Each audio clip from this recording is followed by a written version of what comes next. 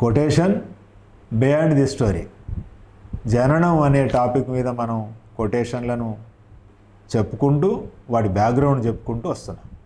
ఇవాళ మరొక కొటేషన్, జననం మీద మరొక కొటేషన్ చెప్పుకుందాం. ముందు కొటేషన్ చెప్తాను.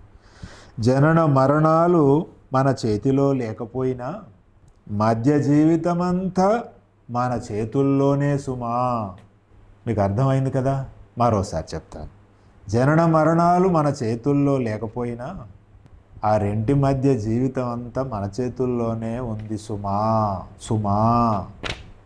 పుట్టుక మన చేతిలో లేదు, చనిపోవడం కూడా మన చేతిలో లేదు.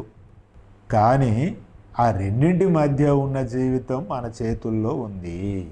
మన చేతుల్లో ఉంది అంటే ఇక మనమే దాన్ని జాగ్రత్తగా నడుపుకుంటూ పోవాలి అని.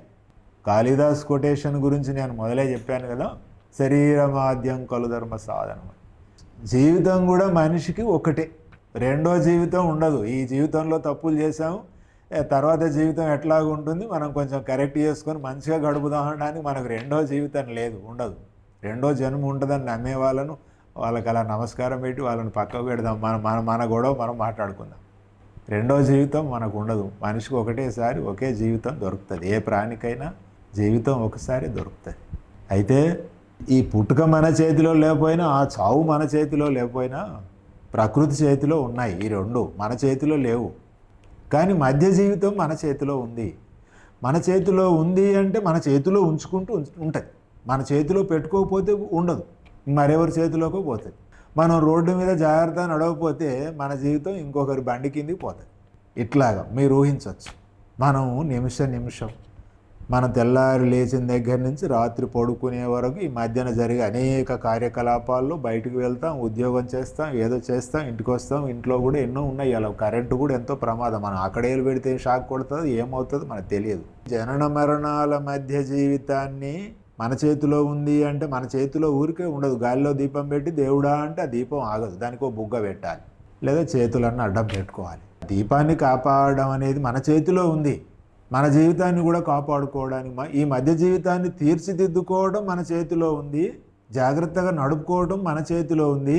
ఏం తినాలి, ఏం తినకూడదు, మరి మందు తాగొచ్చునా, మాంసం తినొచ్చునా, శాకాహారమే మన ఆహారమా, మద్యం తాగకూడదా, మంచినీళ్ళే తాగాలా, ఇవన్నీ మన విజ్ఞతకు సంబంధించిన విషయాలు. ఈ చావు పుట్టుకల మధ్య ఉన్న జీవితం ఏదైతే ఉందో, మనం గుర్తెరిగినట్టయితే ఈ మధ్య జీవితం మాత్రం మన చేతిలో ఉంటుంది. అది మనం గుర్తెరిగి మన చేతిలోకి తీసుకుంటే మన చేతిలో ఉంటుంది ఈ జీవితం. లేదంటే లేడికి లేచిందే పొరగన్నట్టయితే ఈ మధ్య జీవితం అంతా మన చేతిలో ఉండదు. చాలా డిస్టర్బ్ అయిపోతాం, లాస్ అవుతాం, లైఫ్ లాస్ అవుతాం, ఆయు ప్రమాణం తగ్గిపోవచ్చు, వ్యాధులు రావచ్చు. ఒకసారి శరీరంలోకి ఒక మొండి వ్యాధి ప్రవేశిస్తే వైద్యం ఏమీ లేదు. అంచేత జనన మరణాలు ప్రకృతి చేతిలో ఉన్న మన జనన మరణము ప్రకృతి చేతిలో ఉంది. ప్రకృతి వల్ల మనం పుట్టాము. ఈ ప్రకృతి నియమం ప్రకారం మనం చనిపోతాం. అవి మన చేతిలో లేవు.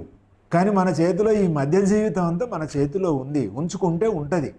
మనం ఖాళీ లేక మనం ఉంచుకోవాలి. రోడ్డు మీద పరధ్యానంగా నడుస్తున్నాం అనుకోండి, ఆ ఏ వెహికల్ వెనక నుంచి అయినా వచ్చి మనల్ని తాకొచ్చు, లేదా ముందు నుంచి అయినా తాకొచ్చు, పోతుంది. రోడ్డు మీద వెళ్తున్నప్పుడు మన జీవితాన్ని మన చేతిలో పట్టుకొని మనం చాలా జాగ్రత్తగా వెళ్ళటం అన్నమాట. కనుక జనన మరణాలు మన చేతుల్లో లేకపోయినా కూడా మధ్య జీవితం అంతా మన చేతుల్లో ఉంది.